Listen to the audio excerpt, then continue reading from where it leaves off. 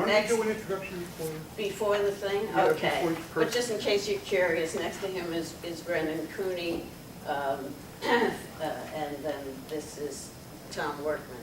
So I will give you their bona fides later, and each of you will speak for no more than 20 minutes. Then we'll have a minute break so that Will can change his batteries and you can stretch, and then we'll have discussion. And we want to have the fullest discussion possible.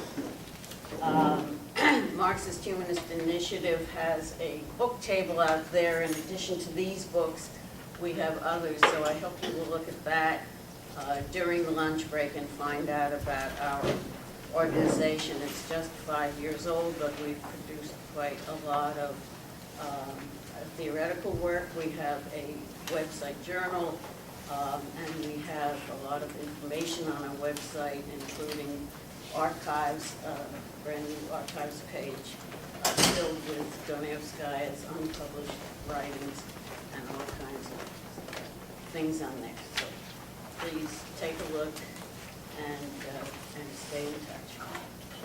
Okay, Andrew, you want to start? Yes, thank you. Thank everybody for coming out early on a Sunday. I want to talk a bit about the nature of the economic crisis and basically refer to a debate that I'm having in or on the New Left Project website. Debate between myself and Sam Gindin, who is co-author of many things with Leo Panich, a name that a lot of you might be associated with. There are several topics that are being debated. They're all closely related, but there's way too much to cover in 20 minutes. So I want to focus on, in particular, the issue of secular stagnation. If that term does not have meaning to you, it will as I go on. Okay, so in his piece that began all of this, Gindin reasserted his and Panich's view that the global economic crisis that erupted in 2008, he said, needs to be understood primarily as a financial crisis. Now, parts of that are right. The U.S. financial crisis was the event that triggered the Great Recession, and the recession became such a generalized and profound economic catastrophe, largely because of the size of the financial sector, global financial integration, securitization of mortgage loans, and so forth. But the question is, has one really clarified the crisis by saying only this, and then quickly moving on, as Gindin does? Here's the problem. In the U.S., there was the TARP bailout, stress test of financial institutions, and all of that succeeded in quelling the financial crisis by mid-2009 at latest. It's now 5 years later, and the U.S. economy remains mired in a state of near stagnation, with no clear end in sight. And austerity policies are certainly not the culprit here, in contrast to Europe. U.S. fiscal and monetary policies have been wildly expansionary. The public debt, the Treasury debt, has risen by 89% since the start of 2008. There's been an extra $8.2 trillion in Treasury borrowing. All of it's been used for increased government spending and lower taxes. And that amounts to about $4,400 per person per year for 6 straight years.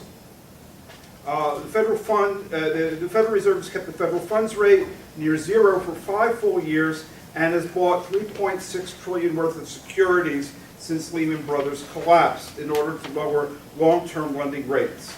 But still we have near stagnation long after the financial crisis ended. So how can the thesis that the crisis was primarily financial explain this?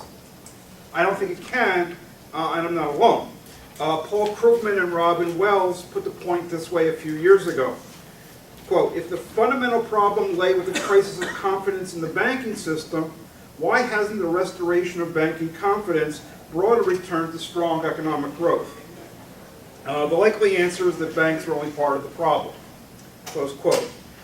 Now, more recently, the same theme became prominent when former U.S. Treasury Secretary Lawrence Summers raised it at the International Monetary Fund, IMF conference. He compared the financial crisis of 2008 to a power failure that causes a country to lose 80% of its electricity. Okay, so production would plummet. But once power was restored, production would quickly bounce back. Indeed, since the country would need to replenish the inventories it depleted during the power outage, production would increase at a faster than normal rate. So here's Summers, quote, "You actually expect that once things normalize, you get more GDP, gross domestic product, than you otherwise would have had, not that 4 years later you'd still be having substantially less than you had before. So there's something odd if financial panic was our whole problem to have continued slow growth," close quote, Summers. Now, if it's odd to say that persistent economic malaise is wholly a financial problem, it's only slightly less odd to say that it's primarily a financial problem, as Ginden does. He fails to grapple with this issue, and therefore also fails to understand the secular stagnation argument that has been a hot topic among mainstream economists since Summers' speech. Responding to somebody who linked the worries of secular stagnation to the possibility well, to his own view, the structural changes and imbalances in the economy date back to the 1970s. So this guy linked the current discussion of secular stagnation to his view that these problems date back to the 70s. Ginden responded, quote, "It's one thing to project a coming long period of stagnation and another to identify this crisis as a continuation of something that has been going on for more than 3 decades. Well, that suggests that the economists who are discussing secular stagnation, like Krugman and Summers and so forth, it suggests that they're only talking about the post-crisis economy from 2008 forward. But that's not the case. They're actually arguing that the fundamental underlying causes of both the Great Recession and the continuing malaise are non-financial problems that preceded the financial crisis. Okay, that's what the whole secular stagnation thesis is. It's not just about a characterization of what we might have going forward. As Martin Wolf of the Financial Times wrote recently, quote, "Merely restoring a degree of health to the financial system or reducing the overhang of excessive pre-crisis debt is unlikely to deliver a full recovery. The crisis followed financial excesses which themselves masked or were even a response to pre-existing structural weaknesses." In his IMF talk, Summers similarly suggested that sometime in the middle of the last decade, that is before the financial crisis, it had become impossible to achieve full employment in the U.S. without ridiculously easy money policies that push real inflation-adjusted short-term interest rates down into the -2, -3% range. Endorsing the suggestion, Paul Krugman opined that, quote, "In the absence of bubbles, the economy has a negative natural rate of interest. And this hasn't just been true since the 2008 financial crisis. It has arguably been true, although perhaps with increasing severity, since the 1980s. So concerns over the possibility of secular stagnation are based on 2 factors. One is the failure of the economy to rebound robustly from the Great Recession, even in the U.S. where economic policy has been exceptionally stimulative and the financial crisis is becoming a distant memory. But the other factor is the apparent fact that stagnation had become the new default state of the economy sometime before the financial crisis. And since effects come before causes, only in science fiction, this suggests that the financial crisis was not the primary underlying cause of the recession or of our current predicament, but merely a trigger and a propagation mechanism. So the short version is we're not looking at just a financial crisis, a crisis of finance, a crisis of financialized capitalism, a crisis of neoliberalism. Okay, there are long-term structural problems. This is a crisis of capitalism. But Ginden denies that there were important underlying causes other than financial ones. He says there were no remarkable problems in what is often called the real economy. Although economic growth since the economic crisis of the mid-70s was slower than in the golden age of capitalism, 50s, 60s that preceded it, the golden age was rather short-lived and exceptional. It hardly qualifies as the standard for assessing economic performance. He's recently responded to me 2 days ago, came back to the same line. But growth rate figures that he's citing here are not very good measures of underlying economic conditions when government policymakers again and again prop up economic growth by papering over problems, artificially stimulating the economy with government borrowing, easy money, policies that encourage excessive private sector debt creation, such as we had with the home price bubble. I don't think Krugman was exaggerating when he characterized Alan Greenspan's legacy at the Fed as, quote, one of replacing each bubble with another bubble. So a better measure of the true state of the economy is not the GDP growth rate, but the fact that even with all of the bubbles and the artificial credit expansion, growth slowed down substantially even with all of that. What would have happened under a genuine laissez-faire regime? Moreover, Martin Wolf's point that the financial excesses that preceded the crisis were themselves a response to pre-existing structural weaknesses is especially important as a response to Gibbon's failure to see, quote, remarkable problems in what's often called the real economy. As I discussed in my book, The Failure of Capitalist Production, the U.S. economy failed to rebound strongly after the dot-com bubble burst in the year 2000. Ben Bernanke warned at the time that the U.S. might experience deflation and a Japanese-style lost decade of stagnation. This is the helicopter Ben speech. And the Federal Reserve responded with an exceptionally expansionary monetary policy. The real, or inflation-adjusted federal funds rate was negative from the start of 2002 through mid-2005. Okay, this policy and the loosening of credit standards served to prolong and further inflate the bubble in the housing market and other asset markets, stocks, commercial real estate. In principle, the Fed could have moved to deflate these bubbles several years before the financial crisis erupted. But as Bernanke has noted in testimony, quote, this was not a practical policy option. They knew what the consequences might be. They decided we, cannot deflate this bubble. The Fed, quote, according to Bernanke, likely would have had to increase interest rates quite sharply at a time when the recovery was viewed as jobless and deflation was perceived as a threat, close quote. Okay. So there was a pre-existing situation here. And the Fed was trying to head it off, and that's what led to the financial excesses that led to the financial crisis. Okay, so you're not going to find remarkable problems in the real economy during the middle of the last decade, that, phony boom, if you only look at conventional economic indicators while ignoring the fact that, very, very easy money policy, loose credit standards were artificially stimulating production, employment, demand, and so forth. But when you take that fact into account, the mere lack of remarkable problems is what is so remarkable. We would normally expect that under such conditions, the economy would have been booming, but it wasn't. As Summers pointed out, capacity utilization wasn't under any great pressure, unemployment wasn't at any remarkably low level, inflation was entirely quiescent, so somehow even a great bubble wasn't enough to produce any excess in aggregate demand, close quote. So this again suggests that stagnation had become the new default state of the economy even before the financial crisis erupted. Okay, so then, Sam Gidding came back and had some stuff to say, and here's what I wrote in response. Okay, the economy remains stuck in a state of near stagnation. Long-term stagnation remains a distinct possibility. Despite the fact that the financial crisis was resolved long ago, it therefore seems implausible to a lot of us that the financial crisis was the fundamental cause of the Great Recession and continuing malaise. Okay. Despite this, though, Sam Gidding remains adamant that, quote, the cause of our economic malaise was not something more fundamental than a mere crisis in finance, close quote. Yet he fails to provide a prosaic economic cause and effect linkage.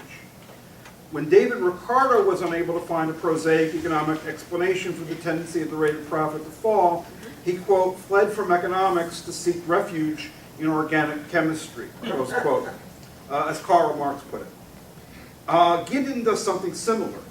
He flees from economics to seek refuge in abnormal psychology. Quote, this was an especially traumatic crisis and an understandably left economists and investors hesitant to spend, close quote. The corporations don't suffer from post-traumatic stress disorder. They aren't even people, really. The idea that their investment decisions are driven by nightmares and flashbacks to the fall of 2008, rather than by statistical projections provided by the armies of paid professionals they employ, which are statistical predictions of future profitability, not looking the past, they're forward-looking. That's just not plausible. So Gideon underestimates them. And the idea that consumers have been hesitant to spend their income because they remain traumatized is not consistent with the evidence. Basically, during the last 4 years, personal consumption spending has outstripped income considerably, and also there's home construction, which isn't part of consumer spending in the national accounts. Home construction has outstripped income even more. So there's no hesitancy to spend the income. There's not much income growth, but you know, it's not that people are hoarding it. Okay, also, in my initial response to Gideon, I noted that, quote, when economists such as Summers and Krugman hypothesized that the natural real short-term interest rate had become negative well before the financial crisis, here's what they mean. The expected profitability of investment in production had fallen to such a low level that something approaching full employment was no longer sustainable given normal interest rates. So you would need, you know, way subnormal interest rates. Now, Gideon disputes this. He maintains that mainstream economists' concern over the prospect of secular stagnation is based not on a lack of profits, but, quote, the lack of investment from the obviously high profits, close quote. As evidence, Gideon quotes Krugman's statement that, quote, from a profits point of view, it's not a depressed economy at all, close quote. But Gideon fails to mention that Krugman was referring there only to the period since the Great Recession began. Krugman's very next sentence was, look at profits versus compensation of employees since the slump began at the end of 2007. He's just referring to the post-crisis economy. So the quotation is irrelevant here, where the issue is the level of the so-called natural real short-term interest rate before the financial crisis. Okay? So Summers, Krugman saying, you know, we're in a situation where to have a normal volume of investment, you had to have really, really, really negative short-term lending rates before the financial crisis.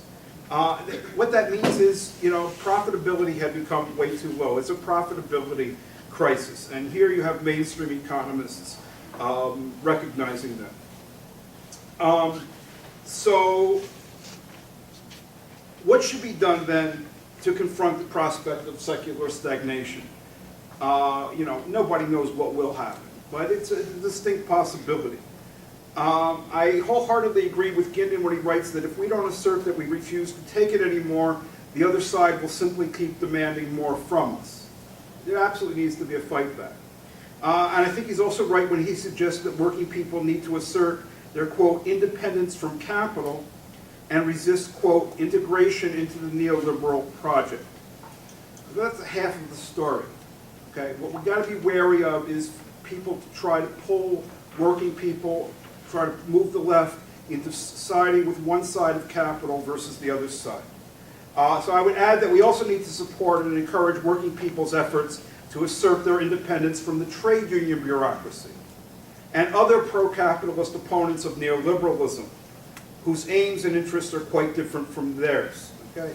So there are anti-neoliberal, pro-capitalist elements, and they're there very prominently. You know, in this conference, they are not, you know, for an independent working class path out of, you know, this crisis and out of the society.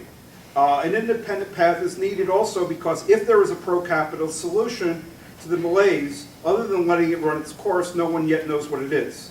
The system's leading economists are just now waking up to the possibility that our present predicament is not a mere after effect of a financial crisis. Austerity policies have not extricated the economy from the slump, like in Europe, but as the US case shows, neither have wildly expansionary fiscal and monetary policies. And I'm done. Okay. Thank you. That was Andrew Kliman, whose books are over there for those who came in late. Next, are you next? I think I'm next. Brenda? Okay, next we're going to hear from Brendan Cooney, who is a musician and a video blogger and blogger whose website may be known to you. It's Capitalism with a K, Capitalism 101, in which he has extensive discussion of Marx's value theory and other topics. And Brendan is going to give us some overview of what's going on in this battle of ideas. Excuse me. Wow. Oh, I have some hard candies if anyone needs them. That's okay, thank you. Sugar. If I can speak this morning. This talk will cover some of the high and low points of a recent dust-up that happened around the publishing of a piece by Michael Heinrich in the Monthly Review back in April 2013. The debate centers around the nature of Marx's law of the tendential fall in the rate of profit, and whether or not this theory constitutes a coherent theory, a provable theory, and or an adequate theory of crisis. Heinrich's piece produced 4 responses, one by Fred Mosley, one by Shane Mage, one jointly written by Guillermo Carcadi and Michael Roberts. These 3 were all published by the Monthly Review on their website, along with a counter-response by Heinrich. A 4th paper, authored by Andrew Kliman, Alan Freeman, Nick Potts, Alex Gusev, and myself, was not published by the Monthly Review. I believe that our paper makes a definitive statement on the status of Marx's theory of crisis, one that clarifies what Marx was saying in this theory of the law of the tendential fall in the rate of profit, and one that highlights some important issues of interpretation that when reading Marx. I have to say that my own contributions are pretty minimal to the paper, other than putting my name on the paper. So I hope that my attempts to summarize some of those points are adequate here, but I at least know that if I get something wrong, 2 of the other authors of the paper are in the room, and they can clarify those things for you when we get to the discussion period. First, a little bit was a way of an introduction and framing of the issues of interpretation. I thought I'd borrow from somebody not related to Marx at all or our paper.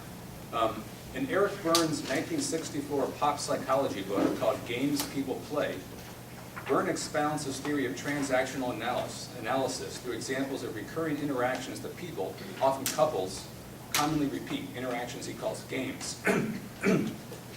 I'm not endorsing his psychological views, I just find his book amusing. He gives these games amusing titles, such as, If It Weren't For You, See What You Made Me Do, excuse me, and Why Don't You, Yes But. Although on the surface these games often appear to leave all parties frustrated and unhappy, Byrne argues that the reasons they are repeated over and over again by the same persons is that they actually convey some sort of payoff to the players. In the game he calls Now I've Got You, You Son of a Bitch, the main player, we call him Mr. White, watches his opponent like a hawk, hoping to catch the slightest slip-up or offense, which he then uses as an excuse to launch a disproportionate torrent of criticism and abuse. For example, perhaps Mr. White orders something very fragile in the mail and is incensed when it arrives broken. He verbally abuses the mailman, calls the post office and abuses the supervisor, insists on a refund from the company he orders the item from, and then leaves negative and profane comments on their Amazon page. It is clear that the level of his response has no relation to the offense, be it real or imagined. The motive lies elsewhere. Mr. White gets something else out of the game, a psychological payoff not related to the item he has ordered. We can imagine that he may continue to order and send fragile items through the mail, subconsciously hoping they will break, so that he can continue to play his game of now I got you, you son of a bitch, again. Now I got you, you son of a bitch is a game often played against Karl Marx. Perhaps we could call it Now I've Got You Marx, you son of a bitch. This variant unfolds something like this. A passage or chapter of Marx is interpreted in a way that makes the passage internally incoherent, or interpreted in a way that imposes unrealistic expectations of proof upon the theory. When the text fails to be coherent or provable through this interpretation, the interpreter declares, "Now I got you, Marx, you son of a bitch." Such an interpretive strategy is rarely about the actual text itself, just like Mr. White's anger has nothing to do with the inadequacies of the post office. All of Marx's central theories, laws, etc., can be interpreted in a way that renders them internally coherent without imposing unrealistic standards of proof. When writers choose to interpret Marx differently, it rarely has anything to do with some unresolvable aporia in the text. Rather, as is always the case with games of "Now I Gotcha, you son of a bitch," there is some other payoff that is allowing the games to continue. Often the payoff is that a successfully played game of "Now I Gotcha, Marx, you son of a bitch" justifies the assertion that Marx's key critiques of capital have shortcomings. This either bolsters the positions of advocates for the status quo who want to suppress Marx's critique of capital, or it bolsters the individual careers of left revisionists who make a living from their own corrections and improvements of Marx. For the editors of the Monthly Review, it would be quite a threat if Marx's theory of crisis could stand on its own against the underconsumptionist theory of crisis advocated by that journal. The payoff of repeated rounds of "Now I got you, Marx, you son of a bitch" is quite clear for the Monthly Review.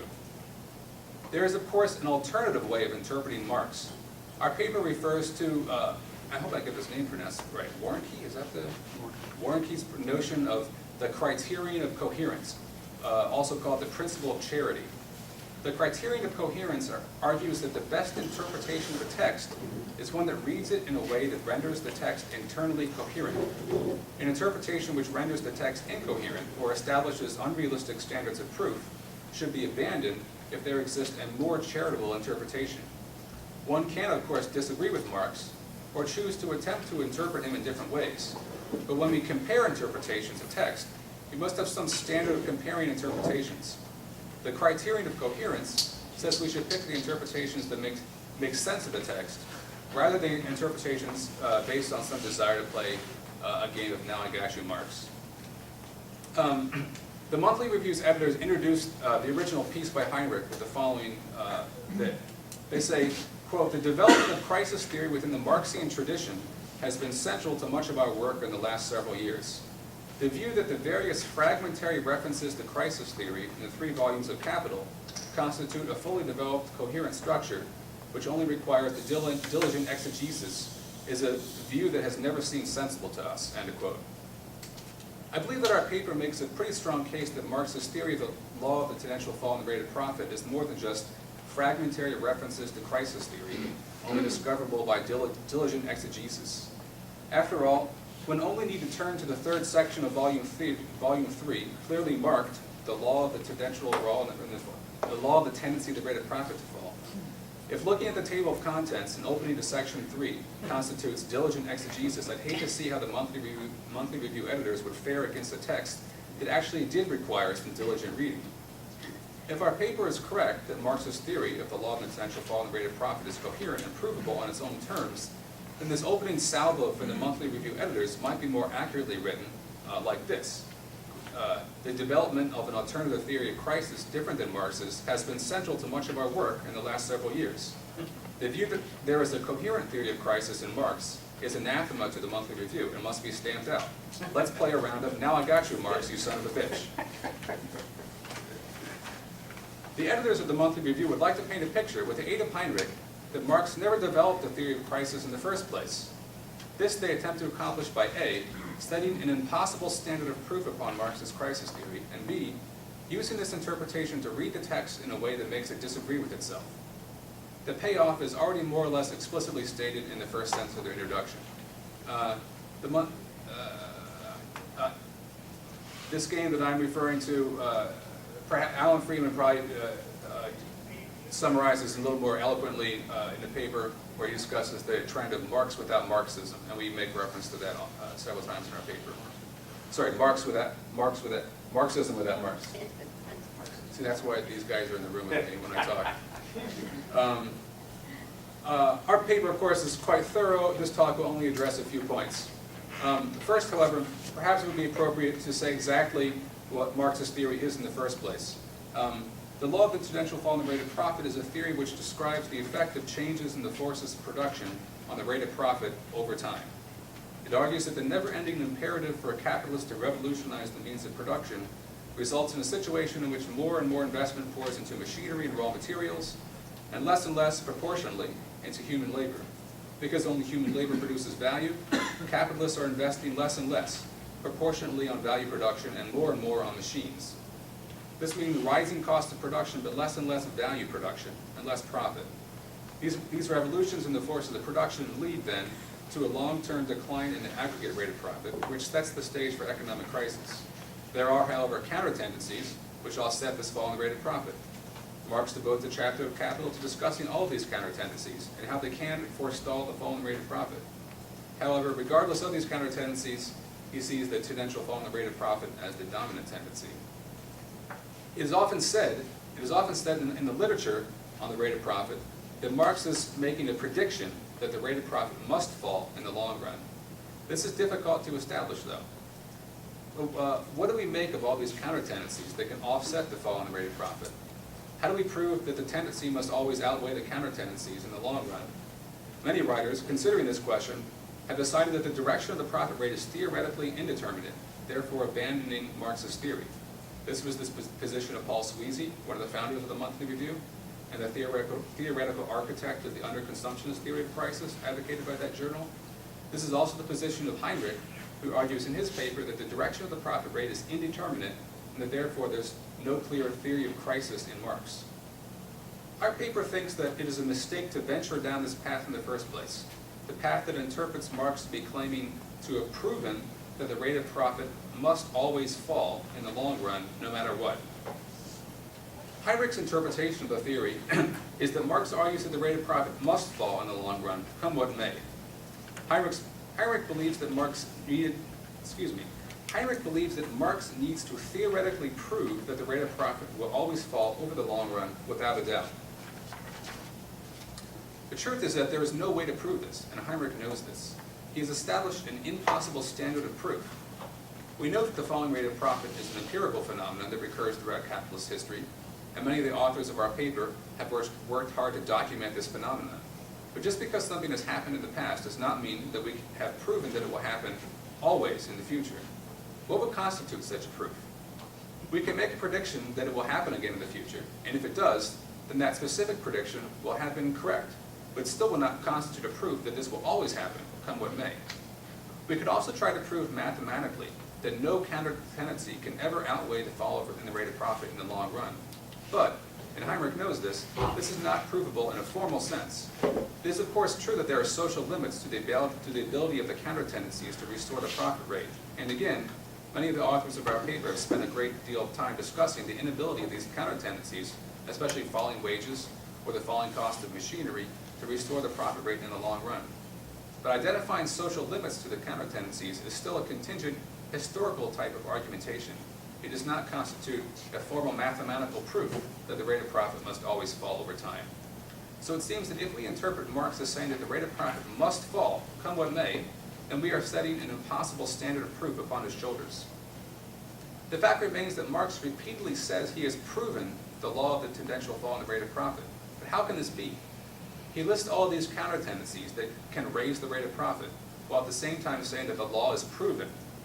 Heinrich reads this as a contradiction within the text. Marx on one hand says that the law is proven, on the other says that there are all these counter-tendencies that seem to invalidate the law. Heinrich contends that the text reveals ambivalence and doubts. He infers from this that Marx doubted his own theory. This is a classic case of now I got you, Marx, you son of a bitch. Marx's theory has been read in a way that gives it both an impossible standard of proof and makes the text seem to disagree with itself. This allows the Monthly Review editors to say that Marx's theory lacks, quote, any fully developed coherent structure. The real icing on the cake is the constant reference to the mega project and Heinrich's privileged role as someone who gets to read Marx's original manuscripts. The Monthly Review editors set us up to expect some new, deeper insights into Marx from Heinrich's article. They say, recent research into the evolution of Marx's manuscripts in connection with the production of the mega project, which I can't pronounce because I don't speak the German, The historical critical edition of the complete writings of Karl Marx and Friedrich Engels has confirmed our understanding in an exciting way, close quote. This Catholic approach to argumentation, in which we are supposed to trust the interpretation of the Marxist Vatican and not question the elite interpreters who have access to original German manuscripts, creates a perfect foil for the fact that Heinrich has actually produced a very bad and not very original misinterpretation of Marx. He's playing, now I got you, Marx, you son of a bitch. Ironically, after all the genuflecting about the mega project, Heinrich's entire critique of the law of the potential falling rate of profit is based not on any newly discovered obscure drafts of Capital, but just the plain old volume 3 of Capital as published by Engels over 100 years ago. It seems that the mega card is just being waved around to intimidate readers. It's saying, don't try to read Marx on your own, just trust the academic German interpreters. If we read these same chapters of Capital with the Criterion of Coherence, we arrive at a much different interpretation than Heinrich's interpretation. How could Marx see that there were counter-tendencies that rose the rate of, how could Marx say that there were counter-tendencies that rose the rate of profit, yet still say that the law was proven? This can only be possible if the law itself is not a claim that the profit rate will always fall, no matter what, come what may. That the rate of profit falls in the lead-up to a crisis was an empirically accepted fact by the political economists of Marx's time and before. All agreed on this empirical fact. Different thinkers had advanced different theories as to why the profit rate falls. Marx does not claim to have discovered the empirical fact that the profit rate falls tendentially over time, leading to crisis. What he claims to have discovered is why this happens. The law claims that if the profit rate falls over the long run, that this is the result of the development of the forces of production by capital. His point is to show that capitalism is doing this to itself through the growing domination of dead labor over living labor in production. An explanation for why something happens is different than a prediction that it always happens or that it always has to happen. If we insist that Marx has to prove that the rate of profit will always fall in the long run, no matter what, then we have set him up for failure by imposing an unrealistic standard of proof upon his law. In the dust-up around the monthly review publishing of these papers, the only one of the papers that mentioned our paper was the one penned by Arcady and Roberts. In it, they question our paper's assertion that the law of the tendential fall in the rate of profit is an explanation and not a prediction. They insist that an explanation is a prediction. Quoting, they say, since the long run refers to the future, an explanation of why the rate of profit tends to fall in the long run is a prediction, and not simply an explanation of a prediction, close quote. It's not entirely clear to me why these authors don't want to distinguish between an explanation and a prediction, why they think those two things are inseparable. An explanation for why trees grow is not the same as a prediction that trees must grow. Trees grow because of the way that their cells divide. I'm not a biologist, so I hope I got that right. Does this understanding of why trees grow predict that trees must always grow, no matter what, come what may? If I list counterexamples of forces that inhibit the growth of trees, does this constitute an undermining of the explanation for why trees grow? Does it mean that I doubt the theory of cell division? Not at all. Can it be proven that all trees will grow and continue to grow over the long run? It can certainly be predicted on the basis of our understanding of cell division, but this prediction relies on a host of assumptions about the conditions under which trees will grow in the future. We certainly cannot create a proof that trees will always grow. Furthermore, there is no need to. We know that trees grow. We just need to explain why. The deeper issue here is what the status of Marx's laws are. In a 2010 paper called Crisis and Laws of Motion in Economics, Alan Freeman discusses two different types of laws in economics: relational laws and predictive laws. Predictive laws he associates with French positivism and the idea that society is governed by deterministic laws in which the actions of humans do not figure. Freeman argues that it has become common to interpret Marx's law through this lens. However, he argues, Marx's laws are not predictive, but rather relational laws. Relational laws are sometimes often called identities. They reveal the interrelation between social forces.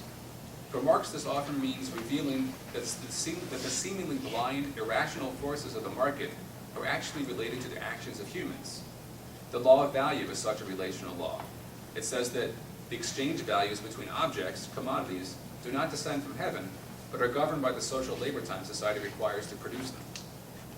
The law of the exponential fall in the rate of profit relates the empirical fall in the long run rate of profit to the development of the forces of production by capitalists in their struggle to exploit workers and compete with each other. It says that these two things are related. Why is this an important distinction to make? And that this was a question asked much in the blogosphere as people read this debate. You almost done? Am I? Yeah. Okay. No, go finish that. Yeah, I'll give you my two reasons why it's important. I've already given them, so I just have to summarize them. One, it's impossible to produce formal mathematical models, as I already said, in which the development, the forces of production,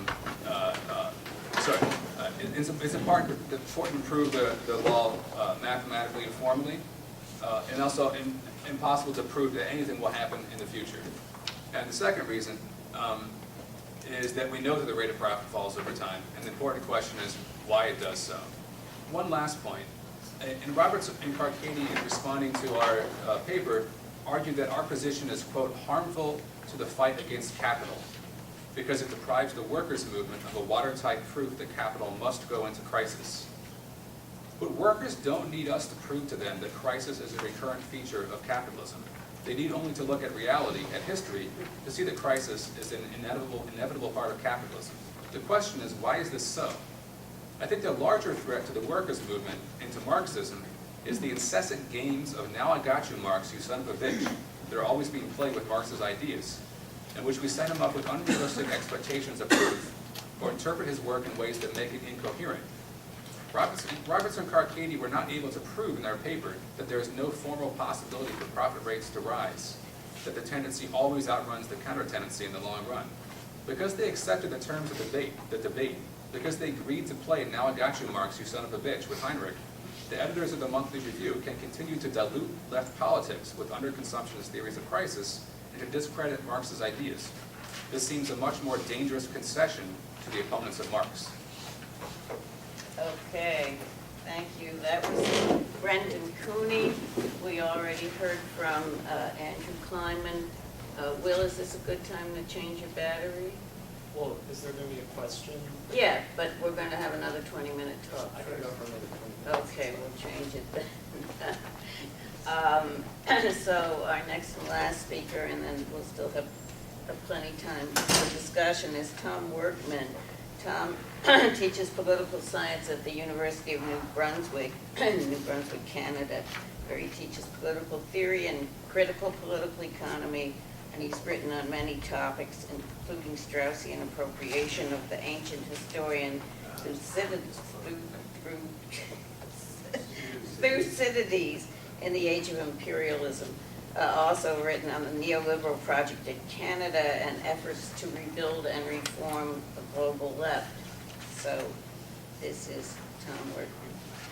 Thank you, Ed. I want to thank the organizers for inviting me to speak this morning, and I'm surprised, shocked really, to see upwards of 40 people out at 10 o'clock on a Sunday morning, and I suspect, I'm going to go out on a limb, that you're not here necessarily to hear an obscure political scientist from Canada deconstruct Marx's notion of science, that there might be other motives as well at work. The panel's on crisis theory, but I'm going to look more at the way Marx is being treated in contemporary literature. And I just want to kind of pitch my remarks fairly casually. I'm writing him in the middle of an intellectual history on the treatment of Marx's laws, and especially on the law of the tendency of the rate of profit fall. And what I'm looking at as part of that research is the way in which the notion of science and Marx's notion of science is deconstructed and bandied around in the literature. And one of the presuppositions of the research project is that Marx's notion of science is absolutely integral to understanding his treatment of laws. I want to just start by saying that it's always an interesting time for those of us who do Marxist analysis. Marx is always being discredited. But curiously, when a crisis breaks out, there's usually a return to Marx. But at the same time, we see something paradoxical. not only do we see a return to Marx, but we usually see an effort made to kind of come at Marx from the inside, to kind of deconstruct Marx, to dismantle Marx. I think that's a lot of what Brendan was talking about, using using the locution of "now I've got you." And we have seen this again after the 2008 crisis. We have seen a lot of efforts to kind of dismantle Marx from the inside, from those who proclaim themselves to be part of the tradition, to be working closely with it. In fact, the real stimulus for this study is Enigma of Capital. That is Harvey's work, and Harvey's particular treatment. And if there is a kind of underlying tenor or thread to what I'm going to say, it's that there is a significant difference between careful exegesis, which Harvey of course does, and understanding a text in terms of the idioms, especially the scientific idioms that a writer is using to say something. And there's a gulf immediately emerges in Harvey's work, and so he ends up saying some exceptional or fantastic things about Marx that I find very odd or confusing, and makes me wonder if I'm not in a Monty Python moment where I've read Marx with 2 X's or something like that.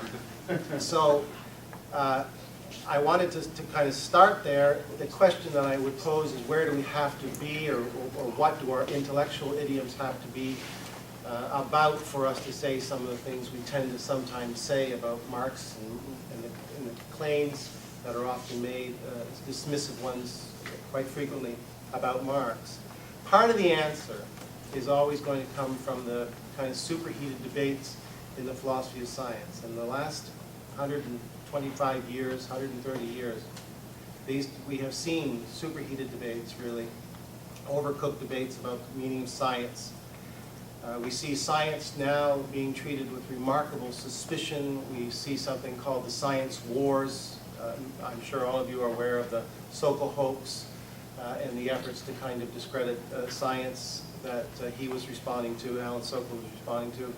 Of course, in the terms of the philosophy of science, we are in the era of the kind of post-Cooneian idea of the paradigms of science, which have raised all sorts of debates about the very nature of science and whether or not it's really speaking to an external world, or whether or not these are simply human constructions, human fabrications for the sake of ease, for the sake of coping with reality, for the sake of coping with the world. We have seen complete dismantling of the idea of scientific method, beginning, of course, with Feyerabend's famous book, and he himself was part of a long-standing debate. We see questions of method in Marxism itself. There has been in several large, or at least fairly substantial works on Marx's method published just in the last 40 years. Many of them are interesting, many of them are profound, many of them are unhelpful at various times. And we also see a very strong division re-emerging between the idea of natural science versus the social science. And we see the tradition of postmodern deconstructionism both in the natural sciences and in the social sciences. It can't be surprising, therefore, that when we use the term science in the context of Marxist analysis, that the term has an odd or ambiguous purchase. And if we assume that we know how it's being used, or what its actual meaning is by particular authors, it's not going to help us. So therefore, if we're trying to understand the notion of law in Marx and the notion of lawfulness as he uses it, as if we're trying to be somewhat hermeneutically faithful, it's not, the contemporary debates aren't going to necessarily help us, because they may be working with conceptions of science. In fact, they're often working with conceptions of science that militate wholeheartedly against the notion of science that Marx had. And that is exactly what a lot of contemporary commentators, including Marxist commentators, are doing. They're using or inserting unselfconsciously contemporary notions of science into their readings of Marx, and it's not, in that sense, hermeneutically adequate, because Marx is not necessarily working with the notion of science that's being brought on board to make sense of what he's saying. Part of the problem is the term science just gets conflated. It just kind of becomes a kind of lump notion, kind of, I think of Richard Rorty's language, lump. And what I do in this study is I disentangle 3 aspects of science that are certainly disentangled in the philosophy of science research. So what I do first of all is look at Marx's idea or notion of the task of science. what is it science is even supposed to do? Then I look at the method, or Marx's analytical method. And here there has been a lot of research on Marx, a lot of contemporary writing on Marx. A lot of it has ignored the idea of the task of science as something separate from the actual method. And a term is often used, I'm sure everybody's familiar with it, historical materialist method, which is helpful to a point, but not always helpful. And the third thing is the third thing that I disentangle here for this research is what is the meaning of scientific explanation for Marx. The notion of the task of science as opposed to the actual methods that one uses to undertake science versus what the meaning of scientific explanation is are three very important and very profoundly different things in the literature. So for example, in contemporary Marxist commentary, we'll often see assumptions inserted into the meaning of the law of the tendency to rate of property fall.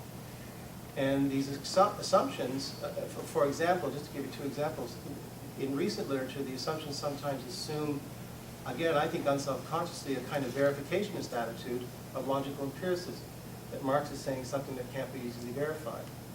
And that's a very strict standard of science that has been repudiated, but we see it being inserted into the commentary. And Marx certainly never held that idea, indeed, either indirectly or directly, of course, because logical empiricism comes after Marx. But it's not a standard to which Marx's notion of science is in any way meant to exhibit fidelity. At other times, we'll see a kind of falsification creeping into it. So it's wrong in this particular instance, or the law of the following rate of profit doesn't appear to be correct in this particular instance, and therefore the law can't, and therefore it can't be true, it can't be accurate, it's proven wrong, inserting a Popperian falsificationism, again, unselfconsciously into the project, which is not part of Marx's scientific project. And when this is done, what's really happening is commentators are deconstructing or dismantling or attacking Marx and Marx's texts using, I think, unwittingly, standards from a very anti-Marxist tradition in the philosophy of science that's been erected in the 20th century. Everybody knows Popper more famously from The Open Society and Its Enemies, but he was equally anti-Marxist in Conjectures and Refutations. And so when Popperian falsification standards are being inserted, there's a certain oddness about that. Anyway, if we don't disentangle our understanding of science, we end up with kind of confusion in our commentary. And what I want to do is go back to and focus just a little bit in the remainder of the talk on Marx's task of science. I presented a paper earlier in the week at the Learned of the Congress in Canada on Marx's retroductive analytical strategy and the way in which we have to always read his laws back through his retroductive strategies, his retroductive idiom, his theoretical scenario, to use Karl Hempel's term from the philosophy of science. What I want to do here today is talk about what Marx's idea of the task of science. And the task of science for Marx was not straightforward, but relatively uncomplicated. And that was that you had to identify the essential sphere of your issue, of your society, of your topic, of your unit of analysis, of your sphere of analysis. You had to identify the central moment. You had to go in behind the phenomenon. You had to go in behind the outward appearances. He's leaning upon a rather ancient formulation. You had to go in behind that and identify the dynamic, dunamos in the ancient Greek sense. You had to identify the dynamic that explains this so that you can then make sense of it. Very famously, I'm going to paraphrase, in the Trinity formula, he says if appearances and reality coincided, all science would be superfluous. So you have to go back in behind and you have to get it. You have to identify the essence or the essential sphere of something. I think the best term that emerged in the 20th century to describe Marx's analytical strategy is that of a dynamic singular. And it emerges in very un-Marxist, I don't want to say anti-Marxist per se, but un-Marxist literature. Charles Hartshorne, who was the protege of sorts of Alfred North Whitehead, and he talks about dynamic singulars as opposed to aggregates. The most famous aggregate, and Marx does not see the social formation as an aggregate, is the idea of a teapot. It has parts, and the parts are related, and they're functionally related. A dynamic singular is something that generates its own energy, generates its own outward phenomena, and therefore is at the same time a kind of changing thing, but it has relative permanence. The essential sphere for Marx was just that element or aspect of the capitalist social formation which was relatively stable or permanent. And for him, those were the social relations of value, especially those social relations of value as their accretions registered in the value compositions and organic compositions of capital. And from there, he then retroductively builds his laws.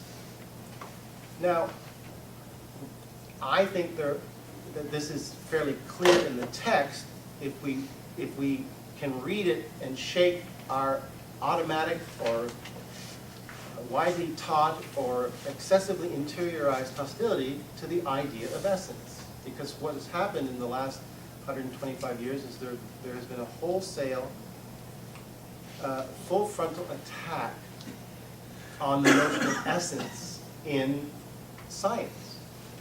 It starts most aggressively with Nietzsche's philosophy. And Nietzsche's philosophy, which is almost the guiding philosophy of much 20th century critique, Nietzsche's philosophy is fundamentally anti-essentialist. His notion of nihilism is a denial of a transcendent ground of ethics, or his notion of perspectivism as a denial of a transcendent ground for knowledge are both fundamentally anti-essentialist. Nietzsche acknowledges this. And Nietzsche's philosophy is picked up in many different forms in the 20th century.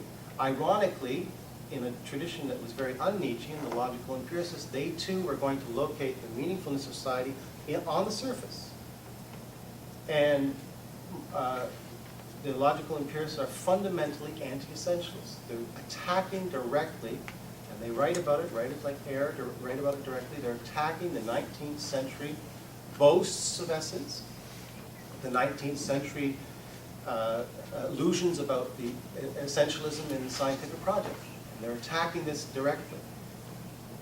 And it's kind of interesting to then see us start to try to appropriate this in some way. So we've had recent Marxist commentary, for example, including a couple pieces that were published in Historical Materialism, that talk about the similarities between Marx's scientific project and positivism, sometimes specifying the similarities, not noticing that they're fundamentally antithetical at the most important level of analysis. That is, one tradition is embracing the idea of identifying the essential sphere of social relations, and the other tradition is wholeheartedly and with equal force attacking the very notion of essence and saying that that's not appropriate to the scientific project in any way whatsoever.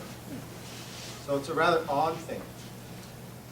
When we see Marxists themselves, though, drawing parallels between positivism and Marx's so-called method, it's, I think, very problematic, and it's a kind of deleterious ground which, to some extent, is going to help account for some of the odd things we see being said about Marx, paradoxically, in the moment of a crisis. Let me just end with one other example. One of the most famous moments of anti-essentialism in the 20th century was postmodernism.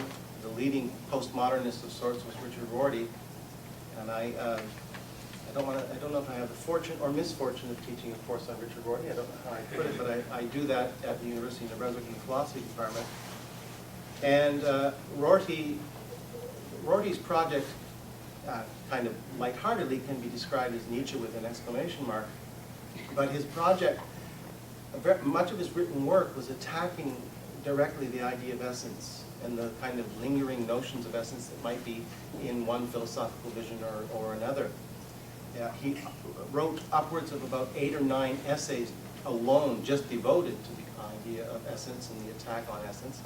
He had a very kind of unsophisticated notion of essence, almost like this little kind of bit part that was in something that was the real moment that defined something, as opposed to a dynamic sphere in the Hartsfordian sense of a social relation that is relatively impermeable. But nevertheless, that was his project.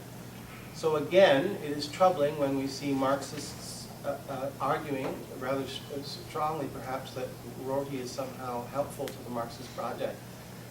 This is, for example, part of the editorial line of the journal Rethinking Marxism, where they say that we have to engage with these writers, including Richard Rorty.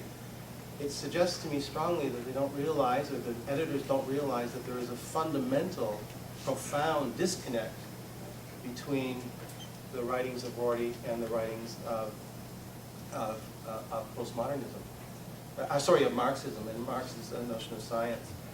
When Marxists themselves are interiorizing some of these scientific standards that are fundamentally anti-Marxist, or that are, at least are not going to lend themselves to an understanding of Marx, a proper hermeneutic understanding of Marx, that is, an understanding that says, well, here's what Marx writes and what were his notions that were in play when he writes this. If we do that, then at a minimum we are changing the very character of the commentary, which is unfortunate at a time of crisis, which leads to the kind of bleeding out of Marx that we see in recent writers like Enigma and Capital. That's a very troubling turn, and it's, of course, Heinrich was discussed here. Heinrich's doing it as well. Harvey's doing it. Others are doing it. I see it as a kind of bleeding out of Marx. If I were to be a little more analytical, it's insufficiently hermeneutic, and insufficiently in a hermeneutic way that's ultimately redefining the very character of the Marxist project, and not necessarily in a way that's helpful at all. And I don't think, the last thing I'll say is, certainly don't think it's politically helpful. If the idea of capitalism is being unsalvageable, capitalism is necessarily embodying certain imminent tendencies towards crisis, is crucial for the way in which the left frames its political projects. If that idea is watered down, if we're told, for example, that Marx is confused about whether or not that was even true, then that will have profound, at least theoretical effects on the very nature of the left project. Okay, well, thank you very much to all three speakers. We're going to let Will change his batteries for maybe about 30 seconds, but you can get your thoughts together. Let me just, again, invite you to all three of our panels today. Remind you that this is Marxist Humanist Initiative. Don't be confused, because there are two other groups here claiming to be Marxist humanists, and it's a long story. There's a flyer on our table, but if you're interested in our books or literature, get them here or come to our table, Marxist Humanist Initiative, not the others. Also, let me point out that on the back of the flyer with the today's panel descriptions, there's an announcement of a meeting that we're having June 23 in New York City, but it's going to be live streamed, so if you're not in New York, you can still come. And it's on the politics of inequality discourse. Andrew Kliman's going to lead off with a discussion about why the left and liberals are only talking about inequality and not talking about capitalism and getting rid of that, rather than just trying to redistribute the money, as if that would make fundamental changes in the way the whole society operates. So we will have discussion next. You can make a comment as well as asking a question. Let's stand on that. It's been pointed out that Alan Freeman is here. He's speaking in the next session that starts at noon, along with Andrew Gann and Michael Hudson. So you can sort of ask or say whatever you want, because it's pretty freewheeling discussion we're having in the two sessions combined. So let me, I think you were first, the gentleman in this and I'll try to get the others, yeah. We'll take like 3 comments or questions, and then we'll ask the panelists to respond. As a high school student who's been studying economics, I've kind of tried to, I've only had the experience of the recent crisis of 2008, and I've kind of tried to see, the theories we learned in economics in school, and try to see how they fit the facts, and they rarely do. And then Keynesian solutions, and then Marxist kind of theory, and I have a graph from the Fed about the rate of corporate profits in relation to GDP, and it seems that if the Marxist theory of a falling rate of profit tending towards crisis, that happens to be, it seems to be true, because before every recession, the rate of profit does fall, but overall, the trend in the past 60 years, which is what they have data for, the rate of profit has risen from about like 8% of GDP to about 10 now. And I was wondering whether kind of this overall larger trend can fit Marx's theory, or if it means that Marx's theory might have to be reworked or tweaked to kind of fit the facts. We'll take a couple more, but I guarantee you that'll be answered because Andrew Kliman's got a whole book saying something different. Yes, go ahead. Do you feel that Piketty corroborated what Marx had said? And the other thing I I'm wanted... sorry, you mean Piketty, the French I thought it guy was that saw the rage? Yeah. No, it's Piketty, actually. We Okay. heard him I thought speak it was- recently. All right, and the other one was that capitalism always leads to crisis. After the Depression, Roosevelt put in certain laws, I don't know what you would call administrative effects, WPA, Glass-Steagall. And the economy sort of went along for, until they were dismantled. Does that sort of make you wonder if maybe capitalism was the right, I don't know how to say it, rules? Might be able to continue. All right, we'll take one more. Okay, Brian, I saw. I I'll just get back wanted to you. to make some comments. In regards to the fall in the rate of profit being viewed as inevitable, that accusation, I would also say that Marx specifically criticizes Adam Smith, I believe, for believing the fall in the rate of profit is permanent. I'd like to point that out. And I'd also say on top of that, Marx's explanation of crisis is a dialectical explanation. It's not, to use the phrase Andrew had in a paper a long time ago, a monocausal explanation of profitability trends. The dialectical theory of crisis is between physical production and production of value. And other comment I had to make was in the 1846 letter to Ankoff, as well as an article in 1865 on Proudhon, Marx specifically criticizes Proudhon for not grasping scientific dialectics, which was a very important part of his method. And I'd say that the distinguishing between form of appearance and essence is very important. And I think not only just as a theoretical concept, we also saw it applied in the first chapter of Capital, distinguishing between exchange value as a form of appearance of value. And also I'd say it also reflects in this debate, whereas you can view the crisis as a result of the functioning and progression of capitalism, or you can view it as a result of certain political thing, like neoliberalism, a certain form of appearance. So I'd say that distinguishing between a form of appearance and essence, the concept of essence is very important to Marx's work and in general. And that's all I have to say. Okay. All right, well, let's let the panelists tackle these three large comments, and then we'll take another round. So you'll each be brief, like 2 minutes, or you less. All right, Andrew, do you want to go first? Yes, on the first point, what people, Marx, businesses generally mean by the rate of profit is not profit as a percentage of GDP or profit as a percentage of the value of the output, but profit as a percentage of the amount of money that's invested. Okay, the invested capital. So profit as a percentage of invested capital in the U.S. corporate sector, if you talk about investment in fixed assets, that's tended to fall. And I've got graphs of that in my book and stuff. There's other reasons why the ratio of profit to GDP is misleading for other reasons as well. If you want to say what is like the profit share, that is a very misleading measure of the profit share. But don't think of the profit to GDP ratio as a rate of profit. The idea is capitalists put some money in, they invest. Okay, what kind of return do they get per dollar invested? That's the rate of profit. I don't want to try to make an instant analysis of Piketty. In fact, I guess everybody else has already done so. It'd be too late to do so.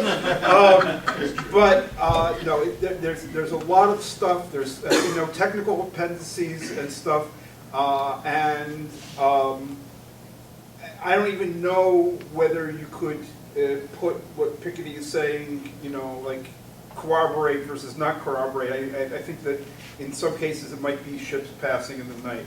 But I don't want to say. Capitalism with the right rules, regulation. There are a lot of problems with regulation, and I don't buy this idea that, Glass-Steagall held everything together, and then the neoliberals, the deregulators, got rid of Glass-Steagall, and all fell apart. Okay. First of all, one problem with regulations is that the regulators are always fighting the last war. Okay, so they design regulations to solve the last problem. But there's new problems that arise. The second thing is that all these people who are all for regulation will admit this. Okay, it's in like the Stiglitz report. Which was all like, we love regulation, and Stiglitz is like the head guy behind regulation. But they say, it's a cat and mouse game. The capitalists are going to have accountants and so forth, and they're always going to find a way, and they always do find a way around every regulation. So there's like this cartoon. It's like, God, these new regulations are going to fundamentally change the way we have to get around them. So that's another thing. The other thing is this: regulation can and has been a cause of financial crisis. If you remember the savings and loan crisis in this country, from the 70s, mid-80s, that was largely caused by regulated interest rates on deposits of like people who had money in the savings and loans, and regulated, interest rates that the savings and loans could charge on their mortgage loans.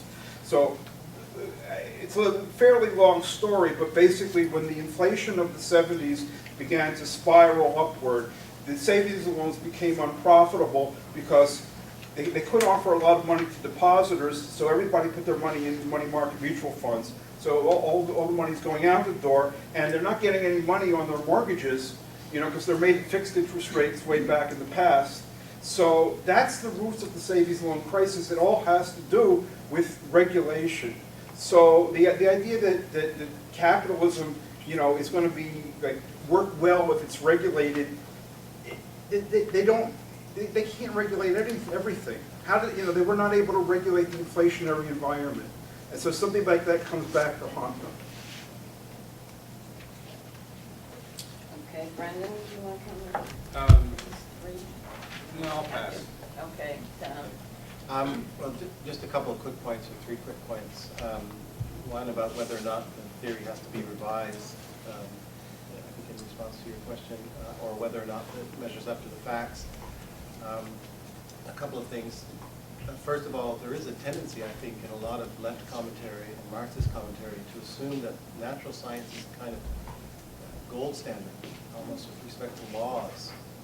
And it's not. Any scientist will tell you that laws are always really, in the end, about probability under certain circumstances. And I think, even though philosophers of science dismiss his work, Engels' Dialectics of Nature is a very helpful piece to give us a sense of where a lot of 19th century thinkers were coming from, and including Marx. We don't know how, exactly in what way. We don't even know if Marx read that, I think. But there is a sense in which it is helpful.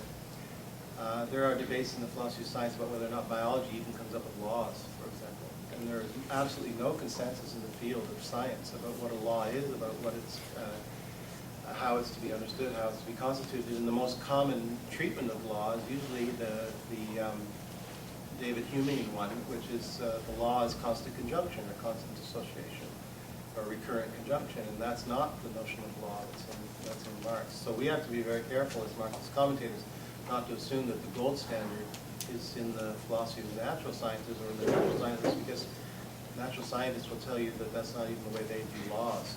So laws aren't these perfect little explanatory moments that help to account in a way that is absolutely, account for the world in a way that's absolutely unconditional or unqualified. At the same time, I would argue that there's a lot of research, I think a fair bit of research that has demonstrated empirically that there is a certain congruency between Marx's writings and the way the 20th century has unfolded. And I would refer, I think, to the philosopher of science, Hilary Putnam, when he was talking about what accounts for a successful scientific theory, and he said it would be hard to believe that if our scientific theories were not at least somewhat accurate, that would be a miracle. And I think the same would apply to some extent to the Marxist critique right now. There is enough empirical evidence to suggest that it must be on to something. Otherwise, you're in the world of the miraculous. About dialectics, the only thing I would say in 15 seconds is I don't know if the word dialectics is our friend. I think that it's a very helpful term when we're trying to distance ourselves from what you might call more conventional liberal social science. But within the Marxist tradition, it's a term of extraordinary diversity and even analytical confusion. All right. Very interesting. Let me take the guy in the back, and then you're next. All right, then you, then you. I appreciated the panel, and sorry I missed Andrew's talk. It's the problem with being the first time on a Sunday morning. I was wondering, I mean, we could debate Marxist theory all day, and I was wondering how it stands, if theory is supposed to help us understand reality. And so I was wondering if you guys, how does your crisis theory explain the 2007, 2008 crisis, financial crisis, and how does it differ from, say, the MR school, the monthly review school, or the York school, such as David McNally and Leo Panich and Sandin?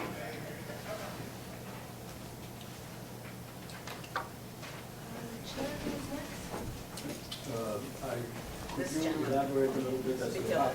how your interpretation, Marx's sense of science, is different than Harvard's? You referred to it several times as to what mistakes he makes. Could you be a little more specific on how you differ? I think I was next. Or That's were you, another were you question. done? Sure. Yeah, I'm thinking. Was there someone else Yeah, before I you, think- though, or after No. you? No? I think you know what I'm right here. All right, I know I did, but I don't remember the order. Go ahead. My question is about how to understand, how do we articulate the idea of a stagnation in profits and productive industries at the same time as the financial industries were accumulating or appropriating quite large profits through the 90s and up until the financial crisis. So what I'm trying to understand is that if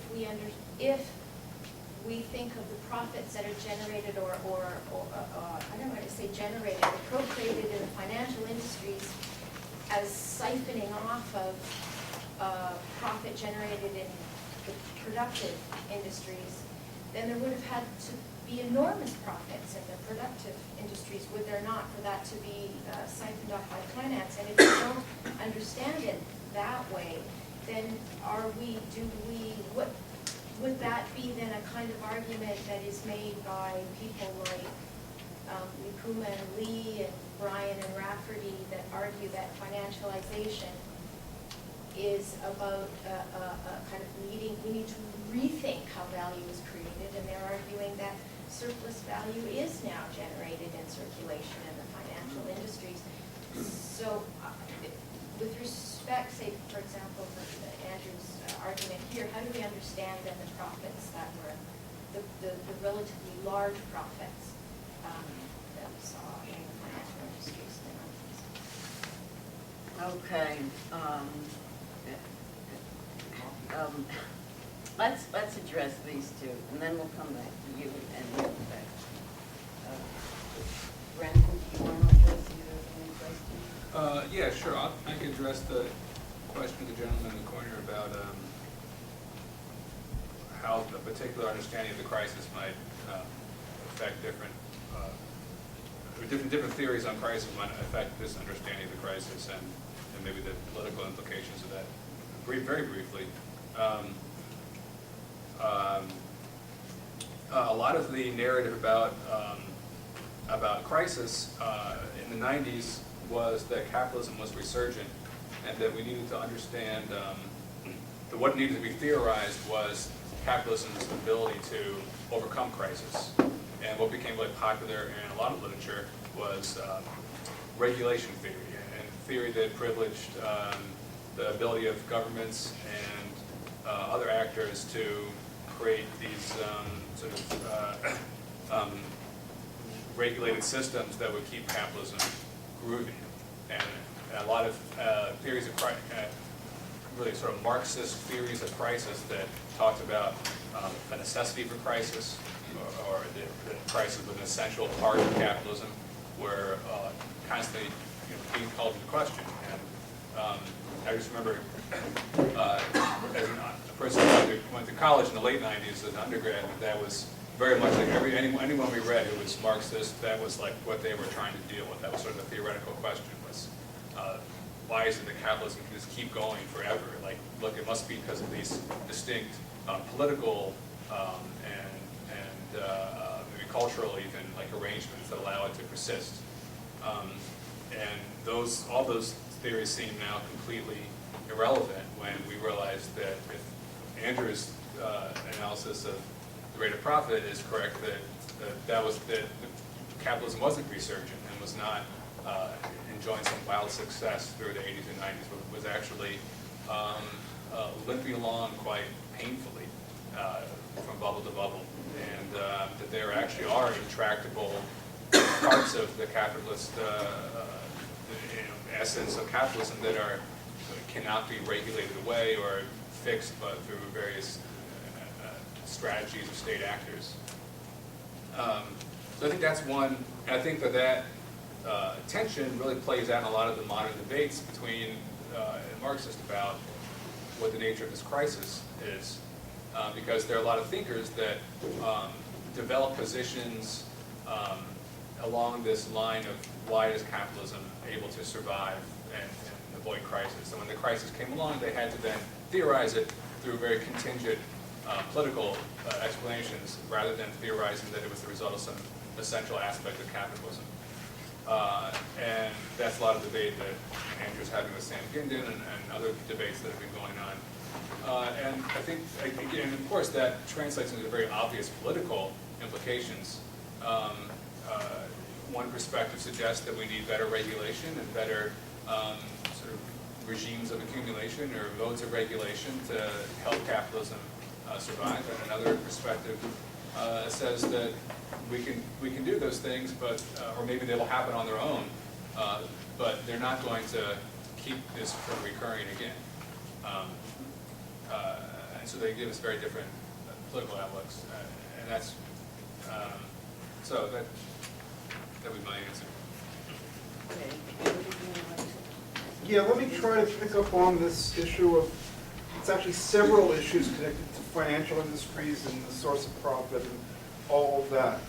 First of all, over the long haul, I think the data showed that there was a fall in the rate of profit in finance in the U.S., not only outside of finance. Yeah, they raked in a lot of profit. That's because the financial sector has grown.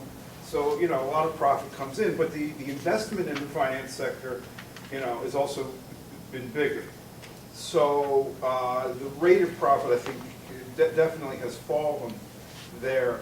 Now, the finance industry is a lot more cyclical than other industries. So prior to the crisis, there was a big boom in profitability. There was a big boom in profitability right before the crisis throughout the U.S. economy. Okay, that doesn't fundamentally have to do with anything. I mean, nobody is claiming that the rate of profit fell right before the crisis, and the fall of the rate of profit was a trigger, to cause the crisis in really a simple mechanical sense like that.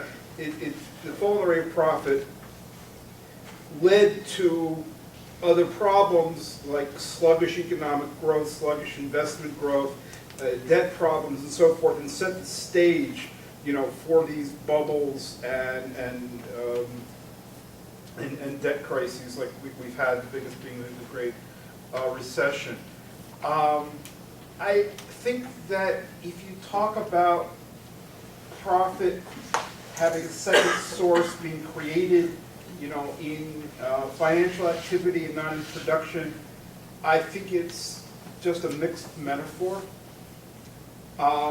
It does not make sense within a theory of value where value is created at all. Okay, if you take like neoclassical economic theory or whatever, there is no notion of value being created. Once you have value being created, then it doesn't even matter what creates the value. The value is created before it's distributed. Okay, and once you've got that temporal element, that the value is created before it's distributed, then it follows as the night and day that financial activity, okay, and all kinds of other things do not create value. They just redistribute value. Yeah, well, that was my point. Yeah. Which is why I'm trying to understand. Right, but what I'm saying is I think you're making two points. One is like what happened in the financial industry. The second is, I'm not arguing against you, I'm just saying in general, people who make that argument, I think are mixing metaphor in the sense that, what's his name, the economist? The one who talks about metaphor in economic reasoning. Murawski, yeah. Okay, so metaphor in Murawski's sense, that you're mixing value metaphors. Okay, if value is something created, it has to be created before it's distributed. That's all I'm saying. So,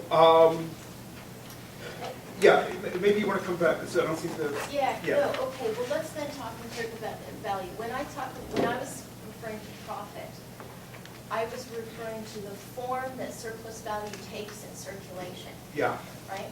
Okay, which is surplus value and is not surplus value at the same time because it has different components, which is why we have to talk about it as the form of surplus value, right?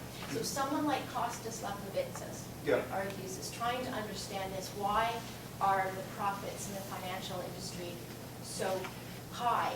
And maybe there was a fall in profits, but that doesn't mean that the profits were very, very high and then fell to only kind of high. Like, that doesn't necessarily to say that the profit rate fell does not say, it's not the same thing as saying that the profits there were not quite high and need to be explained where they come from, because surplus value, the argument is where then is surplus value generated so that it can be distributed. So if you are appropriating profit, you're appropriating surplus value. That doesn't necessarily mean that you have created surplus value if you take it from somewhere else. So for example, if I'm a merchant or if I'm a banker, I'm not creating surplus value, but I am appropriating a portion of surplus value that was created in somewhere else in the form or the appearance of profit, right? So that's what my question was about. If profits are high, whether or not they fell from one year to the next, they're still substantially high. That means that they were surplus value was moving towards those industries. So is the argument that finance can actually generate now surplus value, or is surplus value, as Marx would argue, generated in productive industries and is then filtered to the financial industries? Like, the question is, in the context of financialization, where is surplus value generated? And profit is what we call how that surplus value then gets distributed in circulation. Okay, can I come back very shortly? Yeah, but very brief, because we want to very take a couple more briefly. questions. The answer depends on one's theory. Okay, there is no theory-independent answer to the question you're asking. And the task of theory is to explain and, make intelligible events. So that's how it has to be judged, I think, pretty much as a whole. And I think that Marx's value theory does a really good job, so I stick with it. But, Well, I you're not asking a factual question, No, is what I'm saying. No, but I'm sorry, but Okay, sorry. a few other people want to speak, so, you know, you can talk in the break or the next session. Tom wanted to address this gentleman's comment, Just a couple of quick and points. then Alan wants a point. One about the various schools of interpretation.